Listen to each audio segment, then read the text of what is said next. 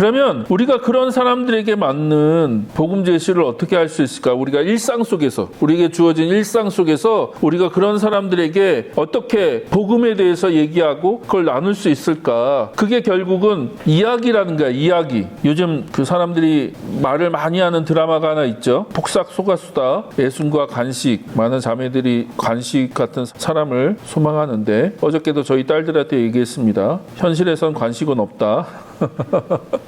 근데 저희 아는 목사님이 최종 표현까지 보셨나 봐요. 보시고 너무 울었다고. 저하고 나이가 비슷한 남자 목사님인데 그냥 펑펑 울었다고, 자기가 그 내용을 보면서. 드라마도 그렇고, 그리고 제가 유튜브 통해서 자주 보는 영상이 하나 있는데 김창옥 쇼를 좀 자주 봅니다. 근데 그것이 왜 사람들에게 인기가 있냐? 왜 있을까요? 김창옥 쇼를 보면 일방적인 강의가 아니잖아요. 나와서 강의를 하는 게 아니라 그 방청객들 이야기를 듣죠. 그쵸? 그들의 이야기. 그러니까 사람마다 이야기가 다 틀린 거예요. 다 자기들의 이야기가 있죠. 이 가정마다, 이 부부마다, 이 사람마다 다 살아온 얘기가 있고, 그 배경이 있고, 상황이 있고, 자기들의 이야기를 해요. 그리고 김창옥이 어떻게 해요? 또 자기의 이야기를 하죠. 자기의 이야기. 귀가 들리지 않는 아버지 밑에서 제주도라고 하는 그 척박한 정말로 어려운 상황 가운데서 자기가 겪었던 많은 이야기들, 그 아픔과 고통과 그런 것들을 어떻게 또 극복하고 넘어갔는지, 그러면서 그냥 짧게 원리들을 던지거든요. 원리를 던지면서 이야기를 합니다.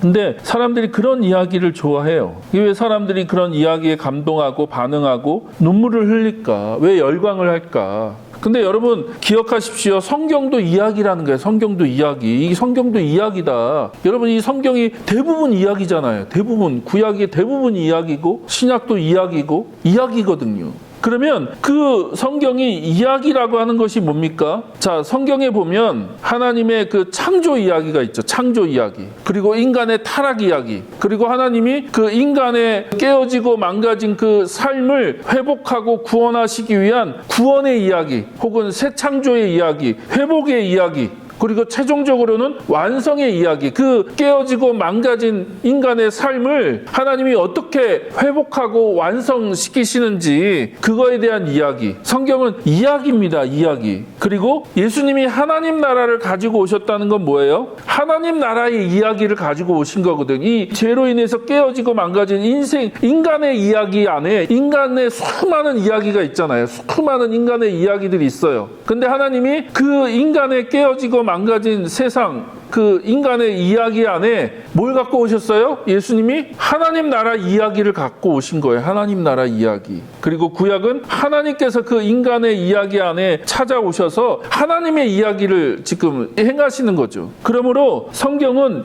이야기와 이야기의 충돌이라고 할까요? 이 땅의 이야기와 하늘의 이야기, 인간의 이야기와 하나님의 이야기, 혹은 이 세상의 이야기와 하나님 나라의 이야기가 계속해서 부딪히는 그런 내용이 성경의 이야기다. 그래서 우리가 복음이라고 하잖아요. 복음, 기쁜 소식. 기쁜 소식은 메시지가 아니거든요. 그러니까 여러분 우리가 자꾸 그걸 메시지로 이해하는 거죠. 논리적이고 설득적인 어떤 그런 메시지. 그래서 우리가 논리적으로 잘 이렇게 꾸며진 그걸 사람들에게 들려주면 사람들이 그걸 듣고 그 반응할 거야 라고 생각하는데, 성경은요 그런 메시지가 아니에요. 연설문도 아니고 어떤 강의 내용도 아니고, 성경은 뭐예요? 이야기로 구성되어 있잖아요. 이야기. 예를 들어서 예수님이 오셔서 죄인들과 식사를 하시잖아요. 인생이 망가지고 깨어진 사람들을 함께 식탁에 앉아서 식사를 하시죠. 근데 이건 단순히 음식을 먹었다는 얘기가 아니라 뭐예요? 이 깨어지고 망가진 사람들의 이야기 가운데 예수님이 들어가시는 거예요. 들어가셔서 그들과 함께 그들의 이야기를 들으시고, 그 죄로 인해서 깨어지고 망가지고 얼마나 그 안에 고통이 있고 슬픔이 있고 무너진 것이 있는지 예수님이 그들의 이야기 안에 들어가셔서 어떤 걸 하세요? 하나님 나라 이야기를 들려주시는 거거든요. 그리고 그 하나님 나라 이야기를 들은 사람들이 어떻게 돼요? 그게 회복되는 거예요. 구원 얻고. 구원 얻는다는 게 계속 말씀드리지만 단순히 죽어서 천국 간다는 얘기를 하는 게 아니잖아요. 죽어서 천국 가는 이야기를 하는 게 아니라 하나님이 어떻게 그 깨어지고 망가진 그 인생의 이야기 안에 들어오셔서 어떤 회복을 행하시는가, 어떻게 그 망가진 인생을 회복시켜 주시고 그들 안에 하나님 나라의 그 기쁜 이야기를 시작하시는가, 그리고 어떻게 그들이 그 이야기를 통해서 그 삶이 달라지는가, 그래서 예수님과 밥을 먹다가 하나님 나라 그 복음의 이야기를 듣고 놀랍게 변화되잖아요. 재산의 절반을 그냥 가난한 사람들에게 나눠주겠고, 혹시 불의한 방법으로 이 탈세한 게 있으면 4배나 갖겠다고 하면서 돈에 묶여있고, 그런 거에 욕심에 찌들어서 살았던 이 사람이 예수님의 그 하나님 나라의 이야기를 만나서 새로운 이야기를 쓰잖아요. 새로운 이야기. 자기가 지금까지 살아왔던 삶의 이야기가 아니라 새로운 이야기를 그가 시작하거든요.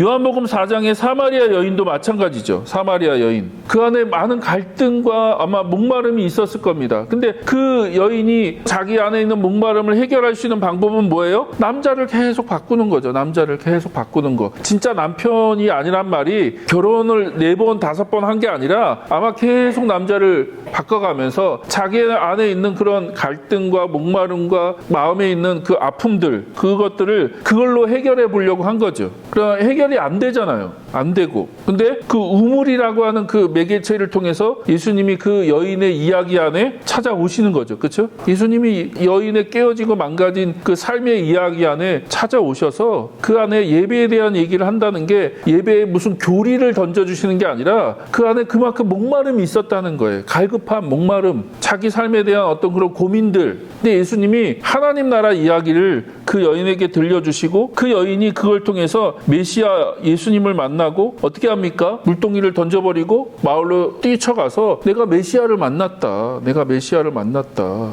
무슨 얘기예요? 그러니까 뭔가 하나님 나라의 그 이야기가 자기 안에 부딪혀 와서 자기 안에 해결되지 않는 문제들, 이 고통, 그것들이 해결됐다는 거거든요. 그러므로 제가 여러분한테 얘기하고 싶은 건 뭐냐면 하나님 나라 백성의 사명은 일상 속에서 하나님 나라의 그 이야기를 좀 나누어야 된다는 거죠. 여러분이 경험한, 여러분 만나신 그 예수님이 여러분 삶 가운데 찾아오셔서 여러분의 그 망가지고 깨어진 그 삶을 어떻게 바꿔주셨고 또 지금 어떻게 바꿔가고 있는지, 어떻게 구원해 주셨고 우리가 어떻게 구원받고 있는지, 그분이 새로운 생명을 우리에게 주셨고 그래서 하나님 나라 안에서 우리가 새로운 삶을 우리가 어떻게 시작했고 그 새로운 삶을 어떻게 살아가고 있는지, 그러니까 창조가 있고 우리가 보통 기독교 세계관을 4개로 얘기하거든요. 창조, 타락, 옛날엔 구속, 이렇게 3가지 얘기했는데 지금은 창조, 타락, 새 창조, 완성이거든요. 그러니까 예수 그리스도께서 새 창조를 갖고 오신 거죠. 이 땅에 하나님 나라를 가지고 오신 것은 새로운 창조를 시작하신 거고 그걸 갖고 오셨어요. 그러니까 여러분 안에 새 창조를 이루어 가시는 분이 여러분 안에 계신 예수님이고 우리 안에 계신 성령님이시죠. 그러면 우리가 삶에서 만나는 사람들과 뭘 나눠야 될까요? 뭘 나눠요?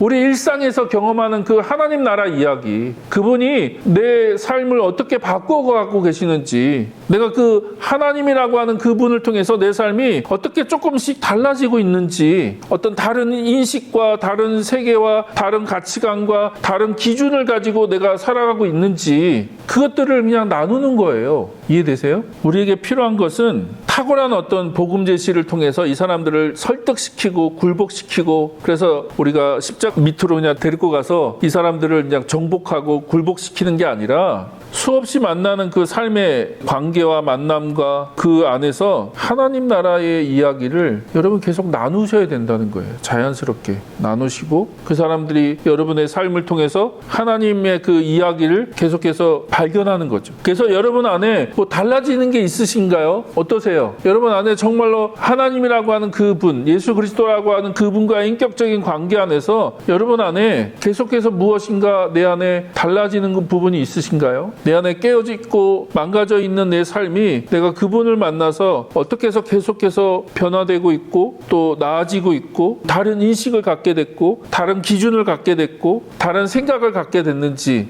우리가 같이 밥을 먹으면서 얘기할 수 있는 거잖아요.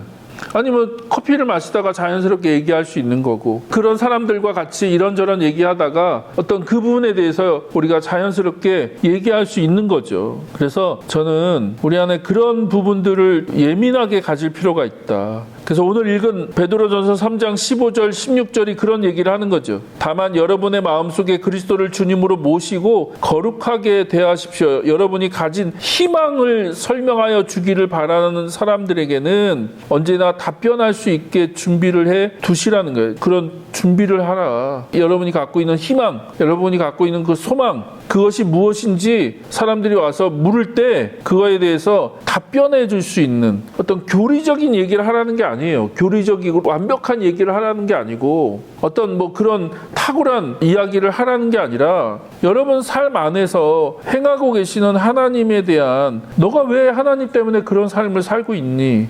결국 세계관이 다른 거잖아요. 세계관. 어떤 상황에 놓였을 때 그것을 해석하고 그것을 받아들이는 것이 다른 거거든요. 그리고 사람들이 그거를 느낀다는 거예요. 그걸 느낀다. 그런데 오늘날 한국교회의 가장 안타까운 것은 교회를 다니는 사람이나 안 다니는 사람이나 별반 차이가 없잖아요. 하나님 나라 복음은 여러분의 세계관을 바꾸는 거죠. 세계관. 그래서 우리의 가치를 바꾸고 우리의 기준을 바꾸고 우리의 해석을 바꾸는 거죠. 우리가 어떤 일을 겪을 때 그걸 우리는 다 해석하거든요. 해석하고 그에 대해서 어떤 의미를 부여하는데 우리가 지금까지 살아왔던 그 방식으로 그런 해석과 의미를 부여하는 게 아니라 하나님 나라의 그 가치, 하나님 나라의 복음으로 새로운 해석을 하고 새로운 의미를 부여하는 거죠. 여러분 일상에서 복음을 전하는 것이 무엇인지 우리가 다시 고민하셔야 된다. 그러니까 마이너스 1이나 2에 가 있는 사람들한테 복음을 전하는 방법은 너무 많아요. 지금 우리들에게 필요한 건 여러분에게 주어진 일상 속에서 여러분 주어진 삶의 관계 안에서 우리가 만난 하나님 나라의 이야기를 어떻게 자연스럽게 전하고 나눌까? 그것이 우리의 일상의 전도가 되어야 된다는 거죠. 여러분 안에 그런 하나님 나라를 더 많이 누리시기를 소망합니다. 여러분 안에 하나님이라는 그 존재가 정말 인격적으로 여러분 안에 역사하시고 활동하셔서 여러분의 삶을 계속 수정해 가셔야 돼요. 여러분의 생각을 수정해 가야 되고 여러분의 가치관을 계속 수정해 가는 거고 그래서 우리가 말씀을 그래서 보는 거죠. 하나님 말씀을 통해서 하나님이란 그분과 인격적인 관계와 교제를 통해서 우리가 계속 우리를 수정해 가는 거거든요. 수정해 가고 그걸 삶으로 살아갈 때 사람들이 그거에 대해서 관심을 갖게 되고 질문을 던지게 되고 매력을 느끼게 되는 거죠. 그리고 그럴 때 우리는 자연스럽게 하나님이 어떤 분이시고 또 예수 그리스도가 어떤 일들을 행하셨는가를 그들에게 전할 수 있을 것입니다. 그런 일들이 여러분 삶 가운데 더 많이 일어나기를 소망합니다.